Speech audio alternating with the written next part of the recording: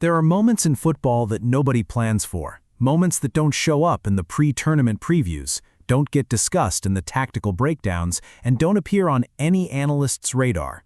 Moments that just happen, quietly and suddenly, and then echo around the world before anyone has time to process what they've just witnessed. June 15, 2026, Atlanta Stadium, Spain versus Cape Verde, Group H of the FIFA World Cup. On paper, it was supposed to be one of the most predictable matches of the tournament. Spain, one of the favorites to win the whole competition, ranked second in the world, packed with Champions League winners, Ballon d'Or contenders, and players whose individual transfer fees exceed the entire GDP of their opponents. And on the other side, Cape Verde, a nation of around 525,000 people scattered across a group of volcanic islands in the Atlantic Ocean, playing in their very first World Cup match in history.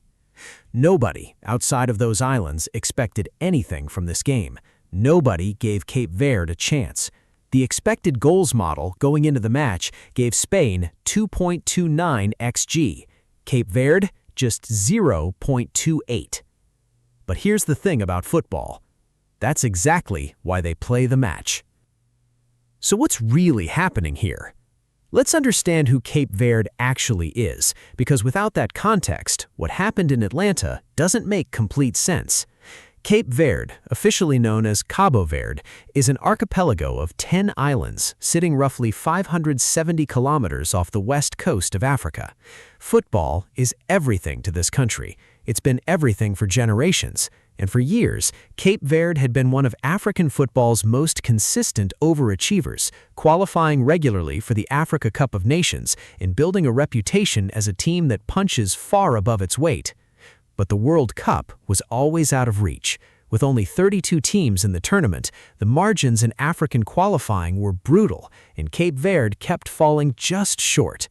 That's exactly why the expansion to 48 teams matters to nations like this one. It wasn't just a format change, it was a door opening for the first time in history. Cape Verde qualified by beating Eswatini 3-0 in October 2025, confirming their spot at football's biggest stage. And when the draw was made, they got Spain in their opening match. No warm-up, no gentle introduction to the World Cup, straight into one of the tournament favorites.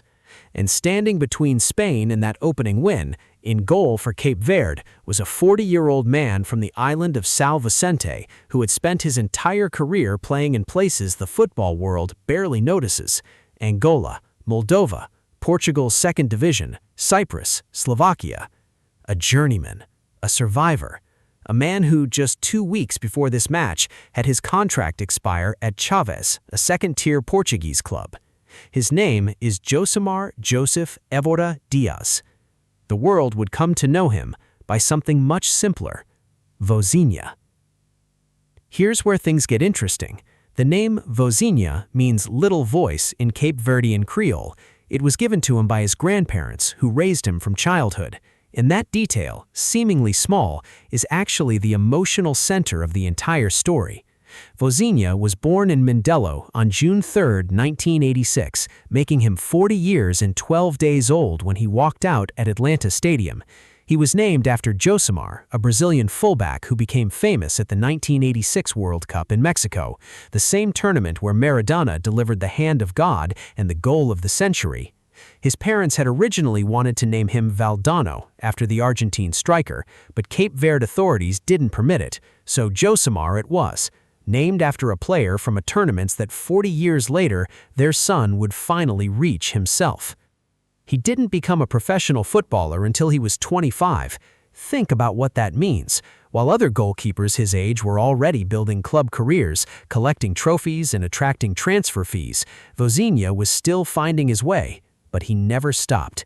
He kept going, kept playing, kept representing his country, earning nearly 90 caps for the national team over 14 years, becoming the second highest caps earner in Cape Verde's history. And then the whistle blew in Atlanta. Spain came at Cape Verde exactly the way everyone expected. They controlled the ball, they built from the back, they moved with precision and confidence. Lamine Yamal, Pedri, Ferran Torres. The Spanish attack is not just technically gifted, it's relentless. When they sense weakness, they don't ease off. They go again and again until the goal comes. But the goal didn't come. Spain hit 27 shots during the match. 27! That's not just a high number for a World Cup game. That's a statement of absolute dominance in terms of attacking intent. And yet, every time Spain lined up to shoot, every time the ball fizzed toward the Cape Verde goal, Vozinha was there. 7 saves directly on target. 7 moments where a shot that should have beaten a second-division goalkeeper, a 40-year-old whose contract had just expired, whose team had never played a World Cup match before, was stopped, pushed away, caught, tipped over the bar. One of those saves, a full-stretch dive to his right to deny what looked like a certain goal, drew gasps from inside the stadium and sent the internet into immediate meltdown. It wasn't just the quality of the save, it was the sight of this man, older than most international outfield players dare to play, moving with the reflexes of someone half his age, willing everything he had into keeping that ball out. Now, this is where things change. When the final whistle blew and the scoreboard confirmed what nobody had believed possible, a 0-0 draw against Spain, the world's second-ranked team, in Cape Verde's first ever World Cup match, Vozinha didn't run to the crowd. He didn't sprint around a pitch. He stood in his penalty area and he wept. And what came out in the interview after the match is what turned this from a great footballing story into something that genuinely broke millions of hearts around the world. He said he cried because he was raised by his grandparents. They were everything to him, everything in his life, but they're not here anymore. They passed away a few years ago. He thought of them in that moment. He wished they could have seen it. And then he said something that cut even deeper. He cried because of his mother, too. She wasn't able to travel to Atlanta, not because she didn't want to be there, but because of a visa issue. The application process wasn't completed in time. The paperwork didn't go through. And so the woman who dreamed of seeing her son play for Cape Verde, the woman who watched him grind through years of second-division football in countries far from home, who waited 14 years for her son to reach the World Cup, missed the moment she'd waited for. Think about that. The entire world got to watch Vozinha save Spain. His mother didn't. But there's another angle to this story that tells you exactly who this man is. Even after explaining all of that, even with tears on his face and all of that emotion pouring out, what Vozinha said in that interview about his younger self is something that doesn't leave you easily. He said he would tell 18-year-old Vozinha to be really proud of himself. He said, "We work in life to have moments like this." He said, "I am 40 now, but I was not a professional until I was 25. This is a reward for all this journey." That's not the language of someone who got lucky. That's the language of someone who spent 2 decades quietly earning something the world never thought to offer him. The internet responded the way it only does when something genuinely extraordinary happens. Vozinha went into that match with around 45,000 followers on Instagram. By the time he woke up the next morning, he had over 7 million, and in the hours that followed, that number kept climbing, surging past 9 million, then 10 million, then higher. Brazilian broadcaster Cazé TV and Portuguese broadcaster Live Mode TV both gave the story massive coverage, launching a campaign to help Vozinha reach 1 million followers to celebrate his performance. They got there within hours, and the number kept going long after the campaign had served its purpose. 14 million followers for a 40-year-old second-division goalkeeper from Cape Verde. Because football, when it decides to make someone a story, doesn't do it halfway. And what this moment reveals about this World Cup matters beyond just the individual headline. This is exactly the argument for expansion that FIFA has been making since the decision was taken to go to 48 teams. Cape Verde would not be at this tournament under the old 32-team format. Vozinha would have retired quietly in a second-division Portuguese city without ever playing a World Cup match. His mother would have had nothing to miss. Instead, a nation of 525,000 people held Spain to a goalless draw. A 40-year-old goalkeeper with an expired contract won Player of the Match at the World Cup. A woman in Cape Verde watched her son do something that nobody from her country had ever done before, even if she had to watch it from home. And just days after UEFA's president was reported to have described some matches in this expanded tournament as completely uninteresting, this happened. Cape Verde versus Spain ended 0-0, and it generated more emotion, more global conversation, and more genuine connection to the sport than most football matches manage in a lifetime.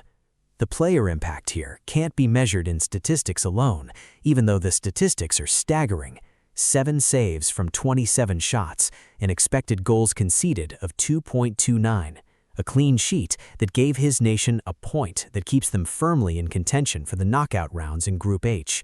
Cape Verde only need a win against Uruguay or Saudi Arabia to push themselves into the round of 32, a thought that would have seemed delusional before June 15th.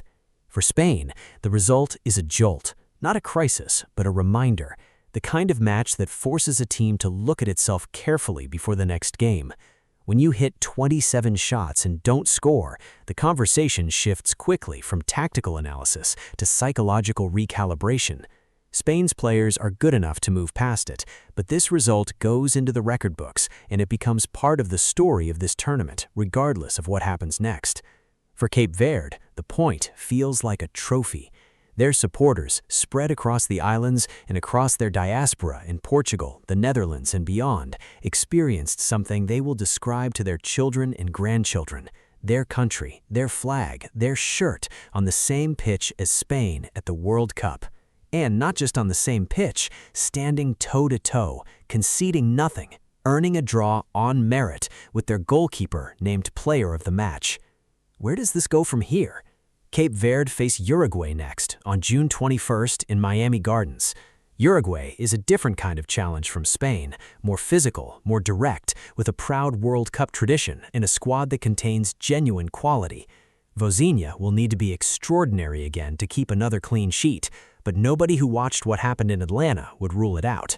And the bigger picture question hanging over this story is whether Vozinha's mother finds a way to Atlanta or Miami or wherever Cape Verde play next. Because if there's a subplot to this tournament that deserves a happy ending, it's the woman who missed the most important night of her son's career because of a piece of paperwork.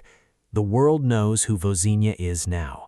14 million people followed him. Broadcasters across the globe replayed his saves.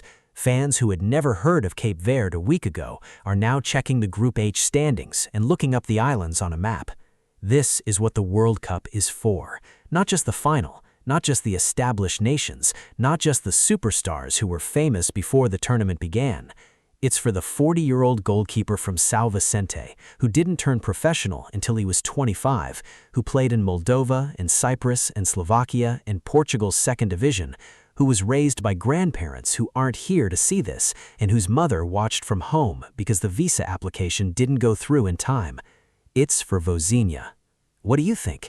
Is this the best individual story of the 2026 World Cup so far? And can Cape Verde do something even more extraordinary against Uruguay on June 21st? Let us know in the comments, and if this story moved you the way it moved millions of people around the world, consider liking and subscribing so you don't miss what comes next.